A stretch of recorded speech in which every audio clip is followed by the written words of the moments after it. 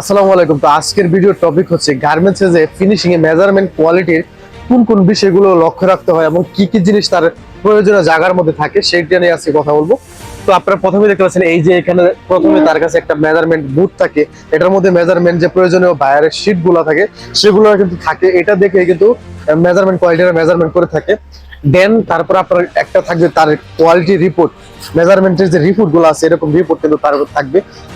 এবং প্রয়োজনীয় অ্যাক্সেসরিজ গুলো পেন্সিল বা রাবার এগুলো কিন্তু তাকে দেওয়া হয়।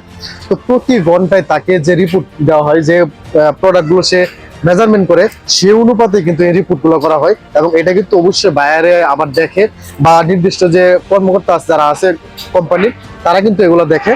তো একজন মেজারমেন্ট কোয়ালিটির অবশ্যই আরো কিছু বিষয় জানতে হয়, যেমন এই মেজারমেন্ট টেপের মধ্যে কি থাকে, কত ইঞ্চি কত সিএম, এই এভরিথিং কিন্তু তার জানা থাকে। এবং একটা গার্মেন্টস এর কোন কোন পয়েন্ট গুলো মেজারমেন্ট করতে হয়, কোন কোন পয়েন্ট গুলো তার মাপতে হবে সেই বিষয়ে তার অবশ্যই ধারণা থাকতে হবে। তো মূলত এই বিষয়গুলো যদি জানে তাহলে একজন মেজারমেন্ট কোয়ালিটি হিসেবে তাকে প্রতিষ্ঠিত করতে হবে। ধন্যবাদ।